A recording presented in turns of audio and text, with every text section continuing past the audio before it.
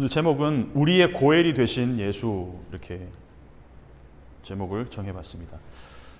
기업 무르는다, 기업을 무르다, 기업 무르는 자라는 표현이 계속 나오고 있는데, 이 무르다라는 표현, 영어로 하면 redeem이 되는데, 이 사전적인 의미를 보면 결함을 보완하다, 상쇄하다, 그리고 실수를 만회하다, 그리고 또 다른 표현으로 구원하다, 구하다, 이런 표현이 있습니다. 그리고 이제 redeem 하는 사람, 리디머에 대한 사전적 의미는 네이버에서 되사는 사람, 이렇게 나오고, 그리고 또 이 R을 대문자로 쓸 때는 그냥 다이렉트로 예수 그리스도 이렇게 번역하기도 합니다. 그래서 기업을 무르는 친척이라는 의미로 kinsman redeemer, 이제 히브리어로는 고엘이라고 하죠. 고엘. 그래서 영어 사전에서 리디머를 찾으면 곧바로 뭐 구세주, 예수 그리스도 이렇게 나와 있는데, 좀 더 정확한 의미는 값을 지불하고 되찾아오는 사람, 이게 조금 더 사전적 의미라고 할 수 있겠죠. 아이가 밖에서 사고를 치면 부모가 아이 대신 이제 대가를 치르고 아이를 집으로 데려옵니다. 그러니까 아이는 사고를 쳤고 그것을 수습하는 부모가 이제 사고 친 것에 대해서 배상을 하는 것을 조건으로 아이를 이제 데리고 와서 안전을 확보하는 거죠. 그래서 이때 부모가 희생을 하는 겁니다. 희생이 들어갑니다. 경매로 넘어간 집을 싼 가격에 사서 그게 내 명의가 되면, 그거는 이제 나중에 그 가치가 올라가면 남는 장사가 되죠. 근데 이제 남편 엘리멜렉과 두 아들이 다 죽은 나오미의 소유를 사서 그것을 내 명의로 옮겨오면 그거는 남는 장사고 가치가 있는 장사입니다. 괜찮은 거죠. 근데 이 아무개 씨가, 고엘의 1순위인 아무개 씨가 엘리멜렉 집안의 기업을 자기 소유로 만들 수 있는 절호의 기회가 왔다라고 생각을 했었는데, 그렇게 보아스가 제안을 했을 때 네가 1순위다, 그래서 네가 그 기업을 사겠냐 했을 때 오케이 했단 말이죠. 승낙을 했단 말이죠. 그런데 보아스가 덧붙이는 말을 듣고 바로 마음을 바꿨습니다. 왜냐? 내 돈으로 내가 사는데 이게 내 명의가 되지 않는다라고 하니까 가치를 못 느낀 거죠. 내가 엘리멜렉의 집안, 망한 집안의 그 소유를 내가 내 소유로 가져오면 당연히 내 명의가 되어야 되는데, 그렇게 되지 않고 엘리멜렉과 말론 귀련, 그 사람들의 명의로 그냥 남게 된다라고 얘기하니까 이 사람으로서는 이해가 안 가는 거죠. 그래서 내가 사는데 내 명의가 안 된다? 그러면 살 이유가 없다는 것이죠. 근데 이것만 보면 이 아무개 씨가, 고엘의 1순위였던 아무개 씨가 율법에 대해서 굉장히 무지했었다라는 것을 알 수가 있습니다. 조금만 율법을 알았어도 이 고엘의 의미를 정확하게 알았더라면 처음에 보아스가 이 제의를 했을 때 선뜻 받아들이진 않았을 거라는 거죠. 그래서 기업을 물을 자, 고엘의 1순위였던 이 아무개가 보아스의 설명을 듣자마자 바로 자기의 권리를 포기해버립니다. 왜? 나에게 손해가 있을까 해서.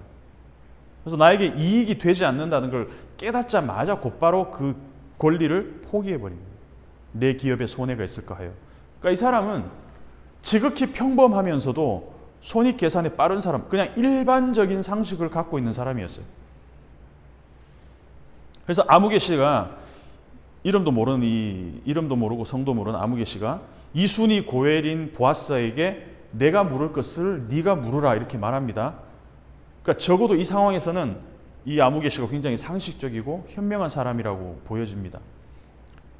우리는 보아스와 룻이 결혼을 해서 아이를 낳고 나중에 다윗이 태어나고 다윗 왕국이 되는 것까지 다 알고 있잖아요.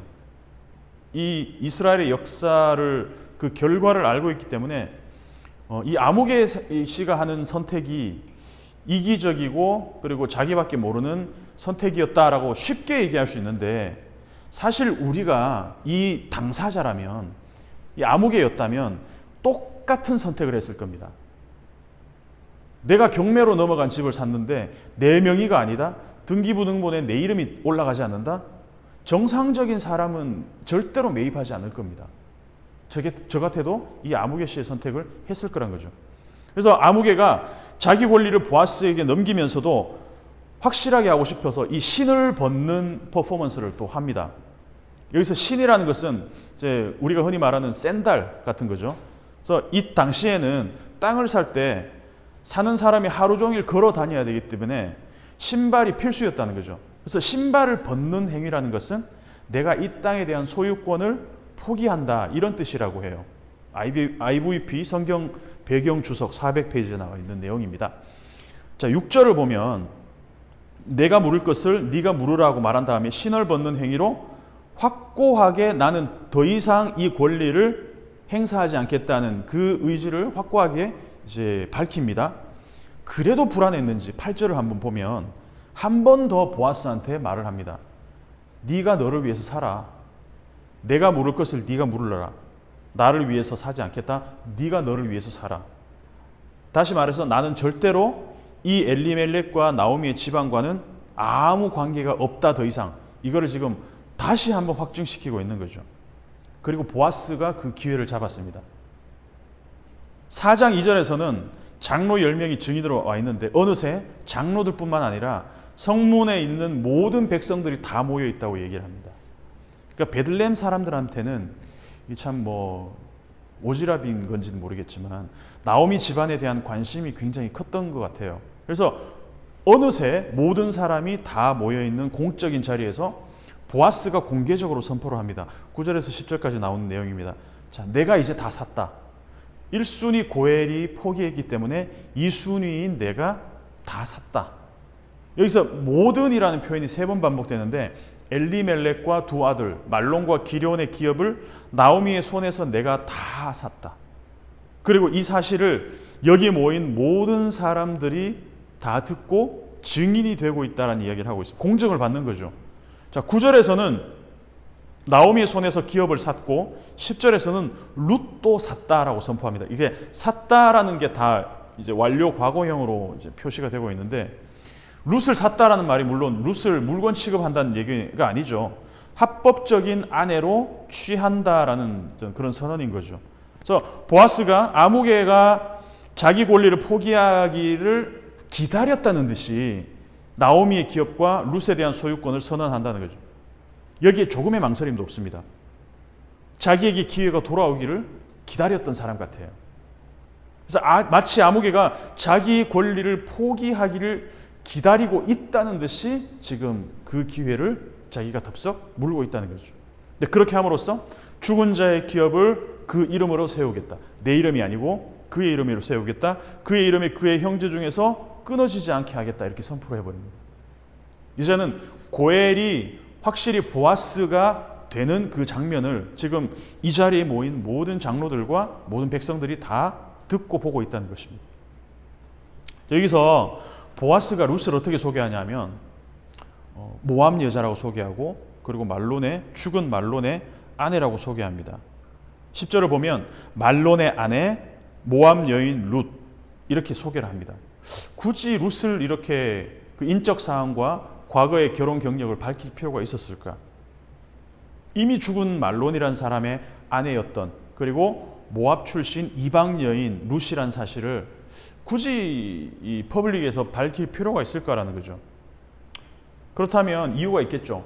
보아스는 룻의 아픈 이력과 남편과 사별한 아픔이 있는 그 이력과 그리고 모압 출신 이방 여자라는 것을 사람들 앞에서 공증을 하면서 내가 이 모든 룻의 스토리들을 내가 안고 가겠다라는 것을 사람들한테 확증을 시킨다는 겁니다.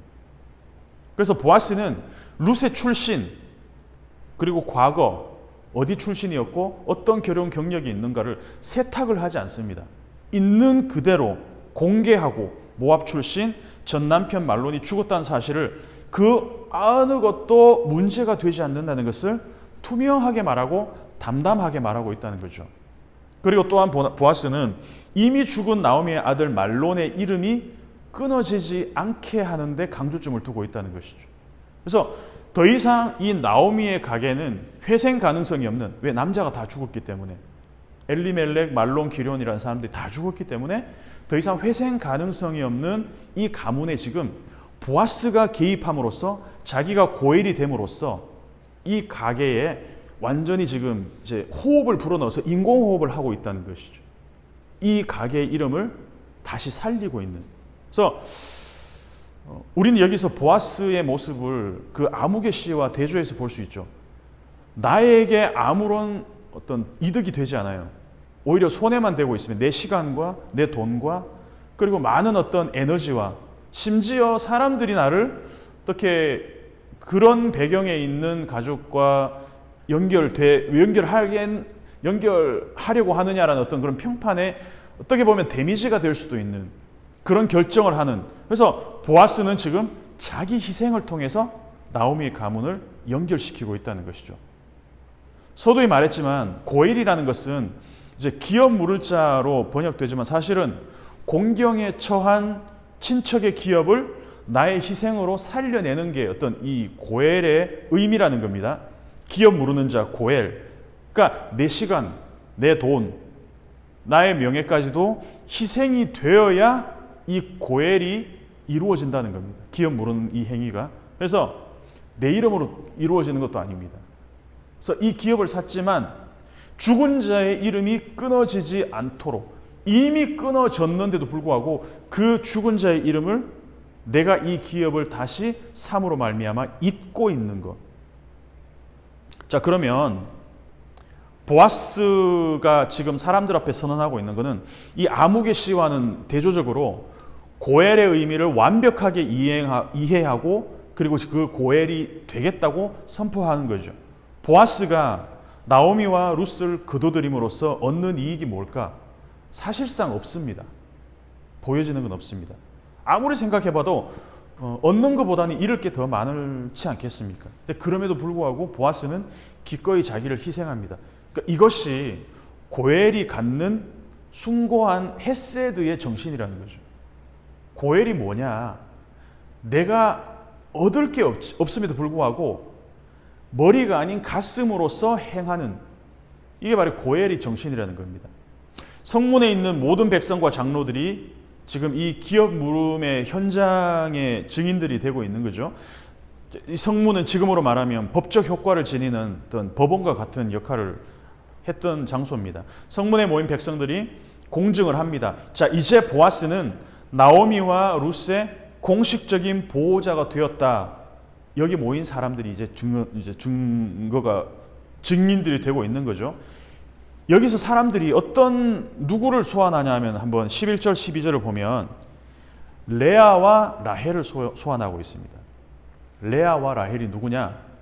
야곱의 아내들이잖아요. 그러니까 사실상 12지파의 어머니입니다. 이스라엘의 정통성의 한중간에 있는 두 사람입니다. 레아와 라헬. 그런데 아무리 그래도 그렇지 모압 출신 이방인 룻을 어떻게 야곱의 두 아내 12지파의 어머니라고 할 수 있는 레아와 라헬과 동등한 위치까지 끌어올 수 있을까? 그러니까 모인 사람들 모두 룻이 과부고 모압 여자란 걸 지금 다 알잖아요. 근데 그럼에도 불구하고 룻을 야곱의 아내들 위치로 지금 끌어올려주고 있다는 거예요. 그냥 단순히 인사치레로 하는 말 같지는 않아요.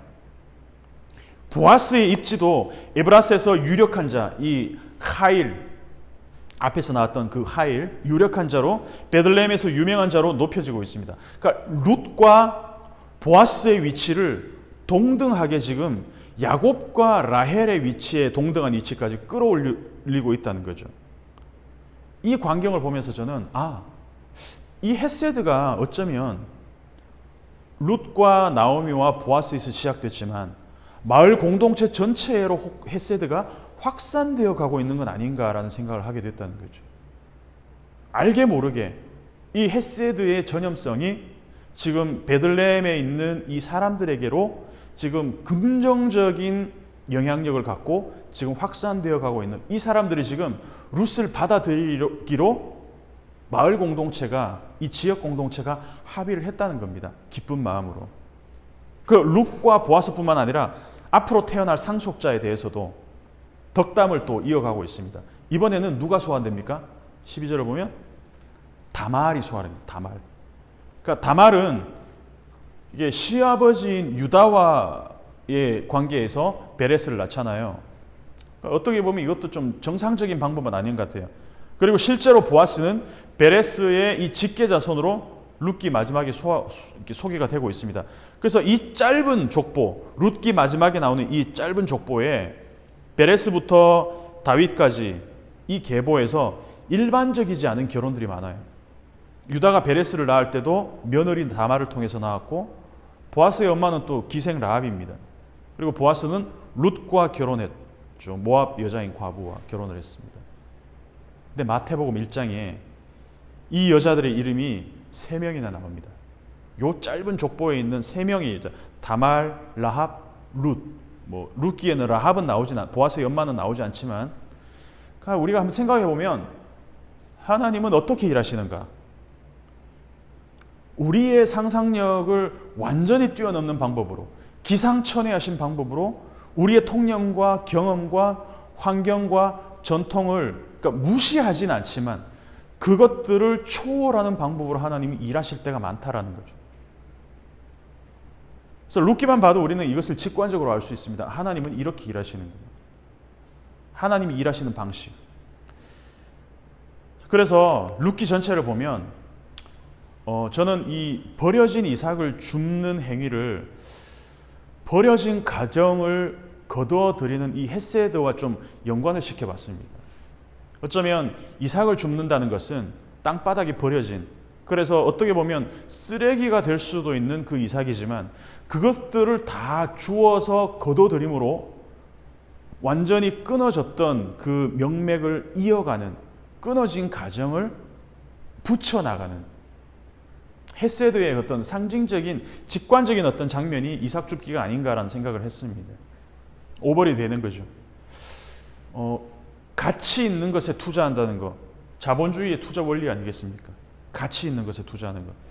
자, 이 기업의 가치가 앞으로 올라갈 거라고 생각하면 지금 주가가 낮다고 할지라도 주식을 살 거죠. 왜? 나중에 오를 거라는 이제 생각을 하게 되면 당연히 그 기업의 주식을 살 수가 있습니다. 아무리 싼 아파트지만 이 아파트가 나중에 반드시 상승장 때 오를 거라도 확신이 있으면 그 아파트에 돈을 들여서 투자를 할 수 있을 겁니다.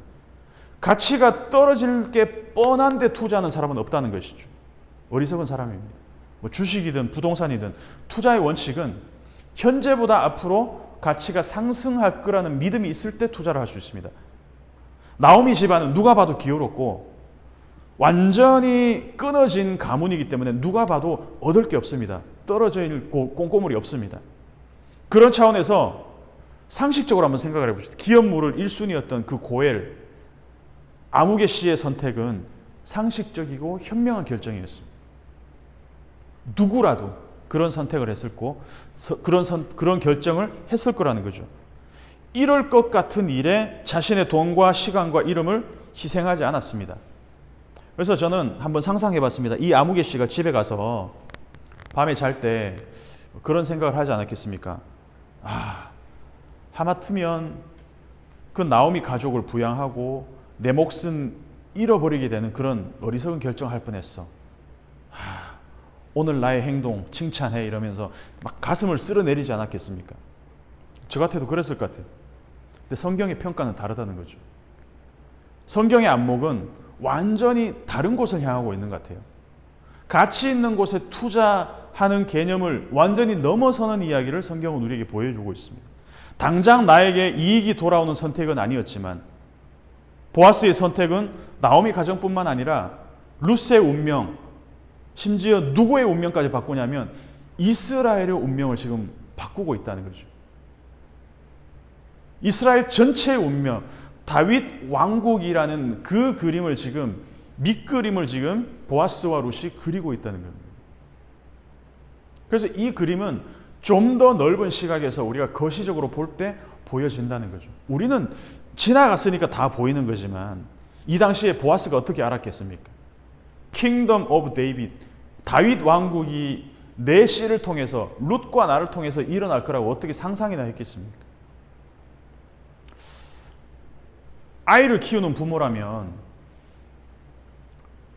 밑 빠진 독에 물을 부을 수 있습니다.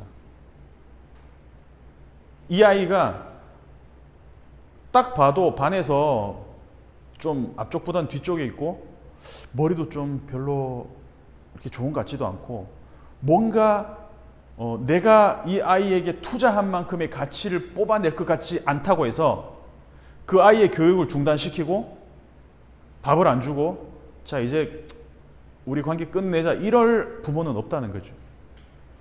설사 바닥에서 긴다 할지라도 이 아이의 부모는 끝까지 책임집니다.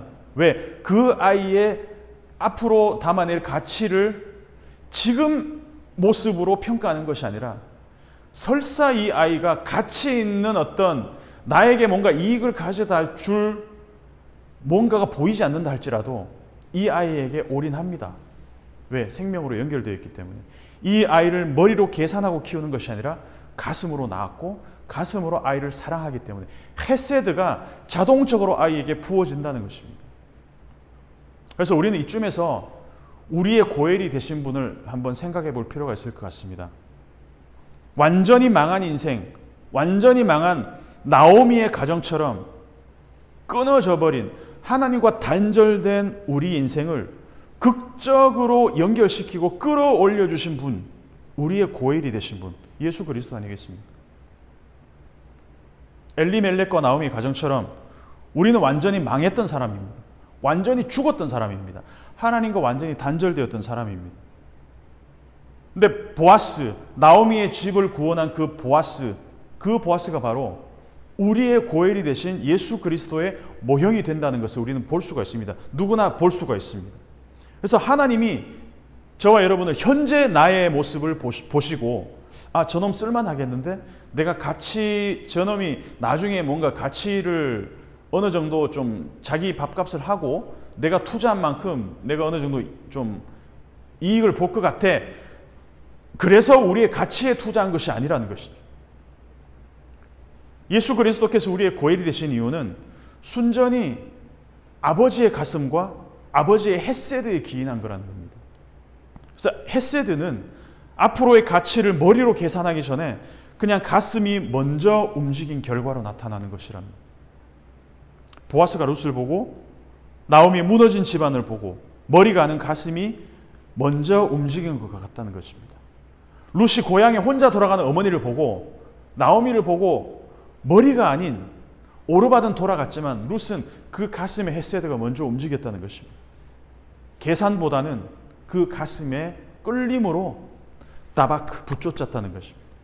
나오미가 룻을 보고 홀로 남아서 자신을 부양하는 그 며느리를 향해서 헤세드의 가슴이 움직였기 때문에 적극적으로 보아스와의 결혼을 추진했다는 것입니다. 서로가 서로에 대한 헤세드가 있었기 때문에 지금 이 아름다운 결혼이 이루어지는 일들을 우리는 보고 있다는 겁니다. 그래서 이 모든 헤세드의 행위들은 내 이익과 앞으로의 가치를 고려하기 전에 그것을 고려한 행동이 아니라 오직 긍휼의 마음이 움직인 결과였다는 것. 그래서 하나님은 죄로 단절된 우리를 보시면서 어떤 계산도 하신 것이 아니라 하나님의 가슴, 하나님의 형상으로 지음받은 우리가 무너지고 망가지고 죽어가는 모습들을 보면서 안타까운 가슴으로 그 헤세드의 가슴으로 우리의 고엘이 되셨다. 자기의 독생자 아들을 우리에게 보내주셔서 우리의 고엘이 되게 하셨다는 것입니다. He is our kinsman redeemer.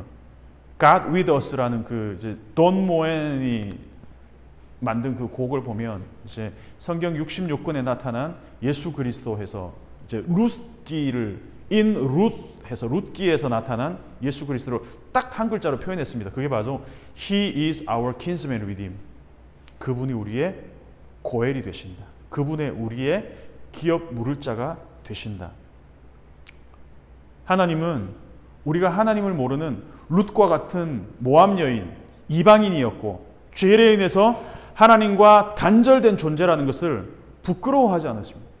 보아스가 룻의 출신과 룻이 죽은 말론의 과부라는 사실을 부끄러워하지 않은 것처럼 하나님도 우리를 부끄러워하지 않으신다는 것이죠. 있는 그대로 투명하게 우리를 품어주신다는 겁니다. 마치 보아스가 룻을 그대로 품은 것처럼 그리고 사람들 앞에 그것을 선포하신 것처럼. 그래서 우리는 모두 룻과 같은 상황이었습니다. 우리는 하나님과 단절됨으로 죽은 존재였고 또 우리는 모두 율법도 모르고 아브라함의 자손도 아닌 이방인들을 씁니다. 그러나 예수님이 우리의 고엘이 되심으로 말미암아 우리가 그분의 신부가 됐습니다. 룻이 보아스의 신부가 된 것과 같습니다. 그래서 보아스와 룻의 결혼은 단절된 죄인이면서 이방인이었던 우리와 결혼하신 신랑 되신 우리와 예수님의 관계를 예표하고 있다는 것입니다. 그래서 보아스와 룻의 이야기, 결국은 우리의 이야기로 읽어야 됩니다.